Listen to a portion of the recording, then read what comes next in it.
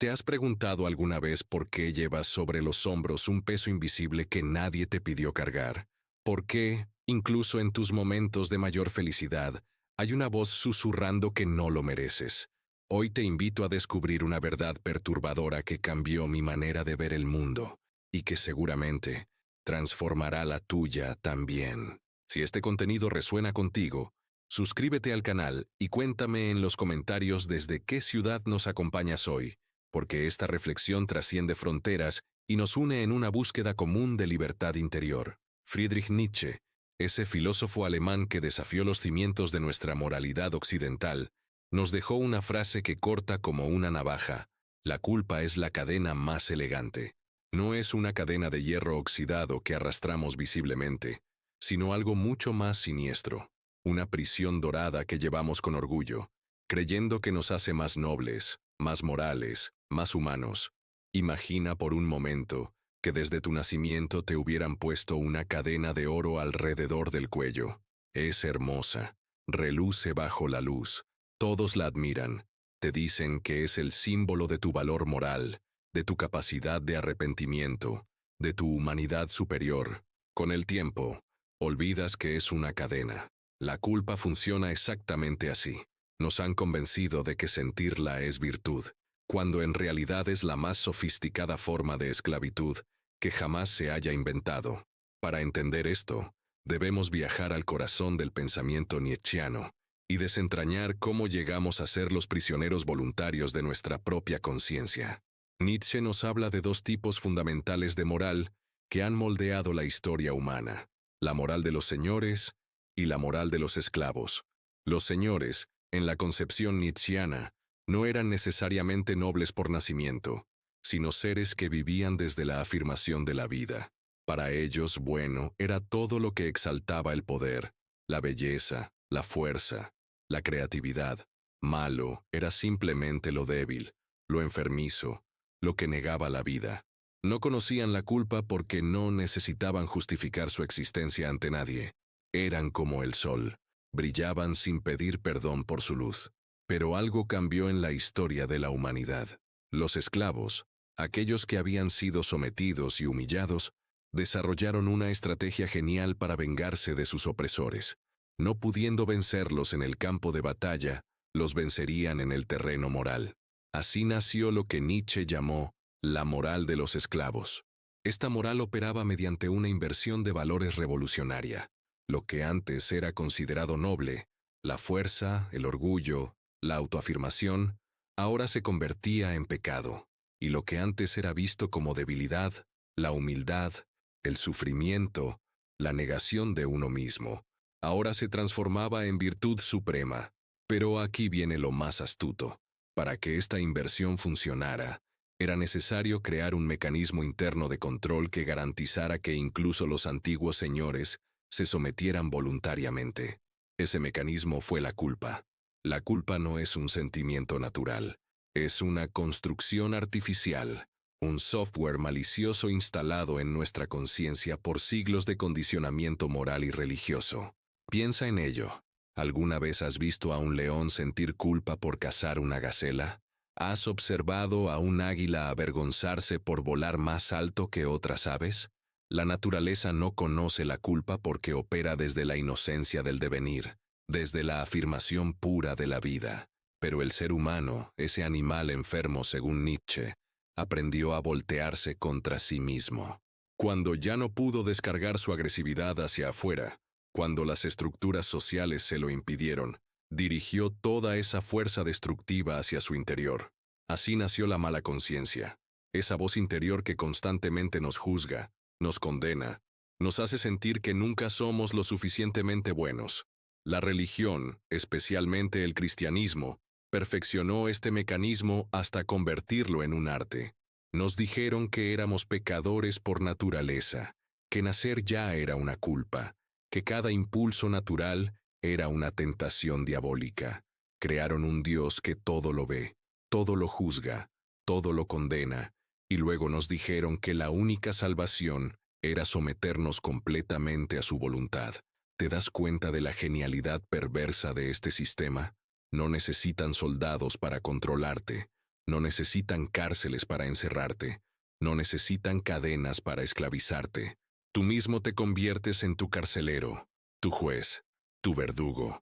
La culpa te hace más efectivo controlándote a ti mismo que cualquier tirano externo. Mira a tu alrededor y observa cómo opera este mecanismo en la vida cotidiana. Nos sentimos culpables por ser exitosos mientras otros sufren. Nos culpamos por ser felices cuando hay dolor en el mundo. Nos avergonzamos de nuestros deseos, de nuestras ambiciones, de nuestros instintos más básicos. Hemos interiorizado tan profundamente el rol del juez moral que ya ni siquiera necesitamos que otros nos condenen. Nosotros mismos nos encargamos de hacerlo con una eficiencia escalofriante. La culpa nos mantiene pequeños, nos mantiene sumisos, nos mantiene eternamente insatisfechos con nosotros mismos. Es el mecanismo perfecto para crear seres humanos dóciles que nunca se rebelarán porque están demasiado ocupados castigándose a sí mismos por existir. Pero Nietzsche no se quedó en el diagnóstico. Nos ofreció también una cura. Nos habló del espíritu libre, de aquel ser humano que ha logrado liberarse de las cadenas doradas de la culpa y ha recuperado la inocencia del devenir. Este no es un proceso fácil ni indoloro. Requiere lo que él llamó transvaloración de todos los valores. ¿Qué significa esto? Significa revisar cada uno de nuestros juicios morales, cada uno de nuestros sentimientos de culpa, y preguntarnos, ¿esto me hace más fuerte o más débil? ¿Esto afirma mi vida o la niega? ¿Esto surge de mi propia experiencia y reflexión, o me ha sido impuesto desde afuera? El espíritu libre no es un ser amoral o inmoral.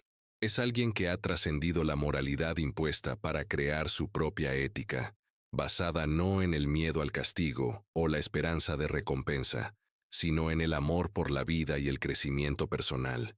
Es como un artista que, después de dominar las técnicas tradicionales, comienza a crear su propio estilo único. Imagina cómo sería tu vida sin culpa. No estoy hablando de volverse irresponsable o egoísta, sino de liberarte de ese peso artificial que te impide volar. Imagina tomar decisiones desde la alegría en lugar del miedo, desde la autoafirmación en lugar de la negación. Imagina vivir cada día como una oportunidad de creación, en lugar de como una prueba moral que debes superar. Este es el llamado nietzscheano, convertirte en quien realmente eres, no en quien te han dicho que deberías ser. Es un llamado a la autenticidad radical, a la valentía de existir sin pedir perdón por tu luz. Pero cuidado, este despertar no es para todos. Nietzsche sabía que la mayoría de las personas prefieren la comodidad de sus cadenas doradas a la responsabilidad de la libertad verdadera. Es más fácil seguir las reglas impuestas que crear las propias. Es más cómodo vivir en la culpa conocida que aventurarse en la inocencia por descubrir. Sin embargo, para aquellos valientes dispuestos a emprender este viaje, las recompensas son inmensas. Recuperar la capacidad de decir sí a la vida, de celebrar la propia existencia, de crear valores desde la propia experiencia en lugar de heredarlos pasivamente. La culpa, esa cadena tan elegante, pierde su poder en el momento en que la reconocemos por lo que realmente es, un mecanismo de control diseñado para mantenernos pequeños. Una vez que vemos la cadena, podemos elegir quitárnosla. No será fácil. Siglos de condicionamiento no se deshacen de la noche a la mañana. Pero cada momento de conciencia, cada instante en que elegimos la autoafirmación sobre la autocondenación, es un paso hacia la libertad verdadera. Nietzsche nos recuerda que somos los artistas de nuestra propia existencia, que podemos esculpir una vida hermosa desde el mármol de nuestras posibilidades. Pero primero, debemos soltar las herramientas del juez interno y tomarlas del Creador. La próxima vez que sientas esa familiar punzada de culpa, detente un momento. Pregúntate, ¿esto me sirve para crecer o me mantiene encadenado? ¿Esta culpa surge de mi propia sabiduría o de voces ajenas que he internalizado? El camino hacia la libertad interior comienza con estas preguntas. Y aunque el viaje es solitario, porque nadie puede liberarte excepto tú mismo, también es el más hermoso que puedes emprender, porque al final, como nos enseña Nietzsche, no se trata de ser perfectos según estándares externos, sino de ser auténticamente nosotros mismos, de vivir desde el sí, instead del no, de celebrar esta extraña y maravillosa aventura que es existir, sin pedir perdón por ocupar nuestro lugar en el universo. La culpa es, efectivamente, la cadena más elegante jamás forjada. Pero una vez que reconocemos su naturaleza artificial, podemos elegir la libertad. Una libertad que no nos es dada, sino que debemos conquistar día a día, decisión a decisión, hasta convertirnos en los espíritus libres que siempre tuvimos el potencial de ser.